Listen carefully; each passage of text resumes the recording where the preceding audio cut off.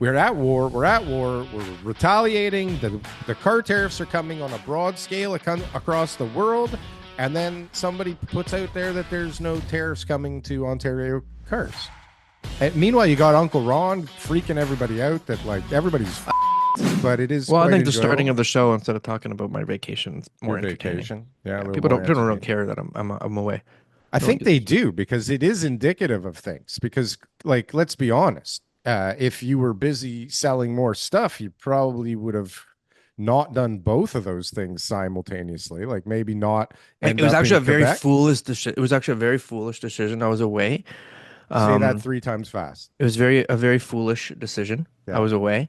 Yeah. And so it's like I'm not calling as many contacts and clients and all that kind of stuff like that. So it's definitely going to cost me money eventually. There's some client out there who's already talking to another agent who's going to buy or sell with them because they're like, I never heard from TK this week. So well, maybe. But listen, sometimes you got to take a little time for yourself. It can't always just be work, especially now it's got to be intense for people, right? Because even if you just want to maintain a certain level of lifestyle, you have to work probably at least twice as hard in this market right now, right?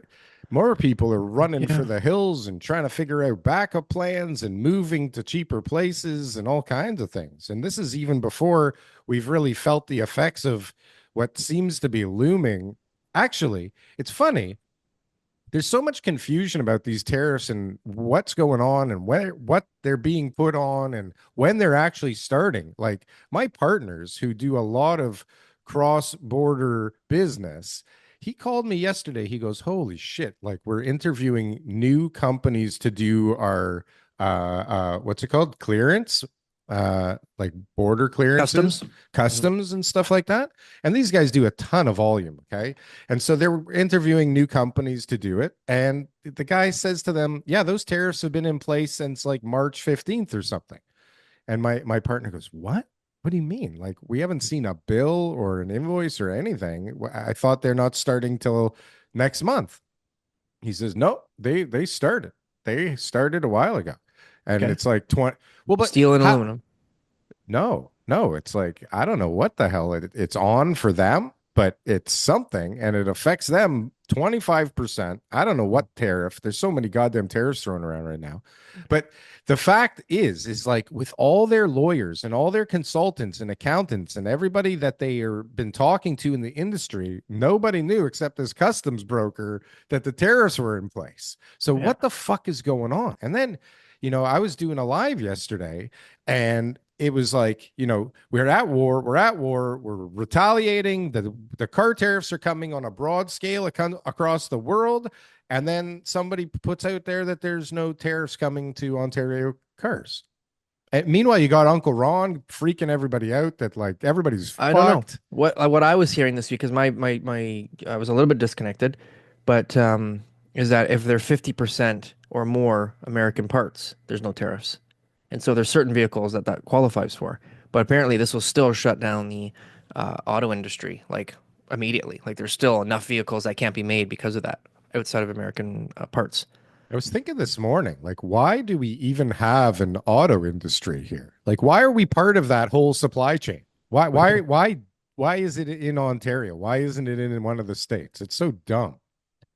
I can't remember, but I think we had a guest on the show who was talking about it. What happened? Part of the free trade agreements, and somehow it became cheaper to produce here. But that's just fucking stupidity. That's even a thing. Like 50 years ago, there was an option to take everything out of Detroit and start moving it into Canada, and you got maybe it was a difference of the dollar cost and tax laws and stuff back then. But I'm sure it's better to make it in the States now.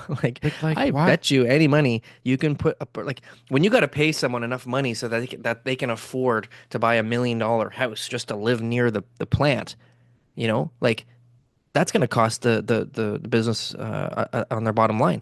But if you can take them to a place like Cleveland, Ohio, or Detroit or something like that, like, we're going to get you a house for $100,000, and we're going to pay you $25 an hour, and you're going to live a great life over there, they'll fill those jobs. Are you looking for the best merch store on the planet? Well, we got the shit for you. Coming in at low prices where we barely make any money off of whatsoever. you can get the greatest real estate merchandise on this platform. Just look at this very flamboyant man putting on this great stuff. He looks great, he's dancing great, and boy does he look sexy in that merchandise. I tell you, buy this for anybody, you buy this for yourself. You will be not only repping the greatest Canadian real estate podcast in this world, but you will also be looking hella good doing it.